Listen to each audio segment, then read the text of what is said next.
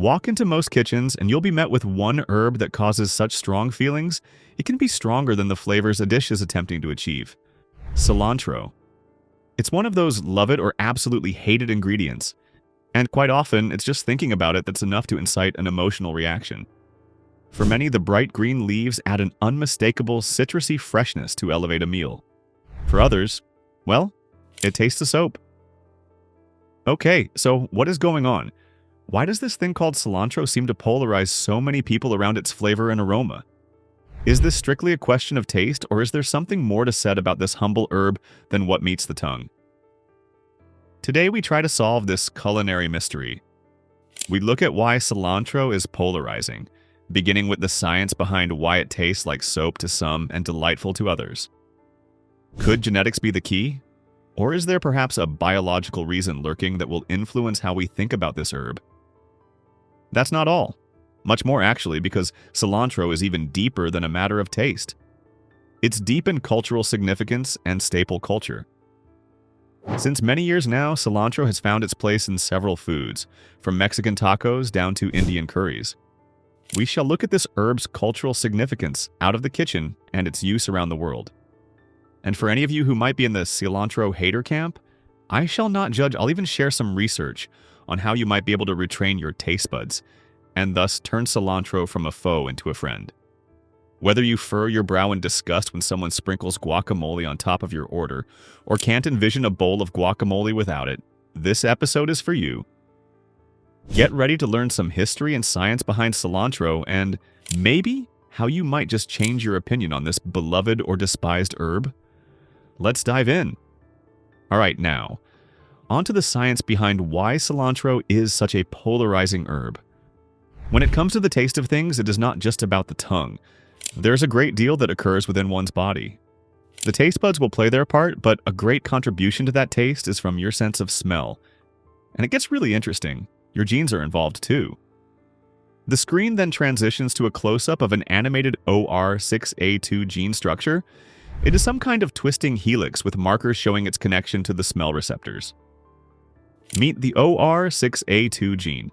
Now, this gene is special because it helps you detect aldehydes, those chemical compounds that give cilantro its distinctive aroma. But here's the kicker. If you carry a certain version of this gene, your brain interprets the scent of cilantro in a very unique way. It associates it with the smell of soap. That's right, cilantro can smell like soap to some people, and it's all thanks to this gene. It is kind of mind-blowing, isn't it? One little gene and it determines that cilantro will be your friend or foe in your mouth. And because that genetic difference existed, cilantro became this polarizing choice even within families. One person might love it, while another can't stand it. Despite divisiveness, cilantro is loved all over the world. In Mexico, it's a key player in fresh salsas and gives them that bright, zesty punch, while in Vietnam, it features prominently in a steaming and aromatic noodle soup called pho. In India, too, cilantro is crucial in adding freshness and depth to every meal and chutneys. From around the world, many iconic dishes find cilantro front and center in their flavors and tastes. But not everyone loves cilantro. In Europe and the United States, particularly in some regions, you'll hear people refer to it as that soapy stuff. So what's behind this disagreement? Well, culture and exposure to cilantro from a young age can make a huge difference in how we perceive it.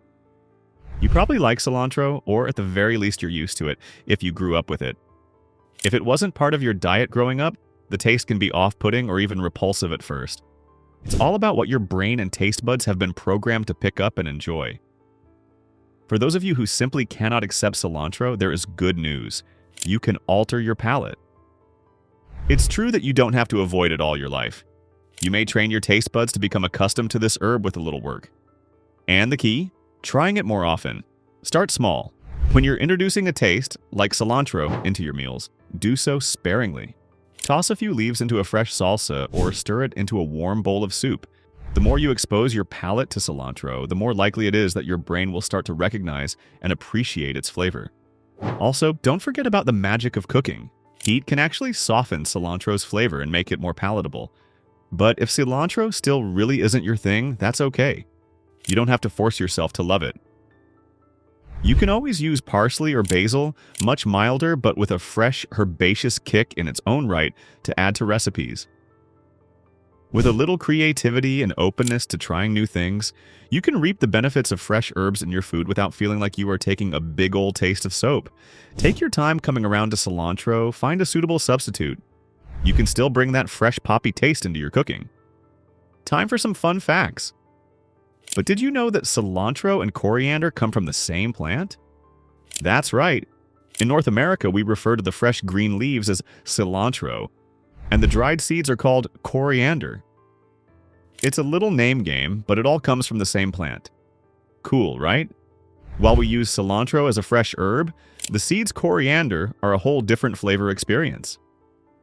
Coriander has a warm, somewhat citrusy and spicy taste that is excellent in spice blends, while cilantro adds freshness to everything from salsas to curries with its bright flavor. But here is what may also surprise you. Cilantro is not only a modern herb, but has also been in existence since time as far back as anyone can reckon. In fact, it is one of the oldest known herbs to mankind. Archaeologists have further found evidence of its existence even within the tombs of ancient Egyptian pharaohs. That's right, this seemingly mild herb has kept company for centuries, with food, medication, and holy ceremonies. It is said ancient Egyptians used cilantro in food, but also considered the spice medicinal as it treated various afflictions from water retention to inflammation. The healing effects of cilantro are substantiated, which makes the plant known as a medicinal resource within the ancient world. From ancient times to the modern era, cilantro has been an herb of significance both in kitchens and medicine cabinets around the globe. So, next time you sprinkle some fresh cilantro on your meal, remember you are enjoying a piece of history kept alive for thousands of years. So, whether you love cilantro or can't stand it, one thing is for sure. This little herb sure does pack a big punch. But from genetics to culture, there is an interesting story behind cilantro that has a lot more to it than flavor. This tells us that food isn't just about the plate. It's about history and biology, and the way we relate to the world through food. If you like cilantro, you likely know its magic. If not, well, keep in mind that with just a little patience and practice, you may learn to love this herb. The end. Now we want to hear from you, whether you love cilantro or whether it is your culinary nemesis.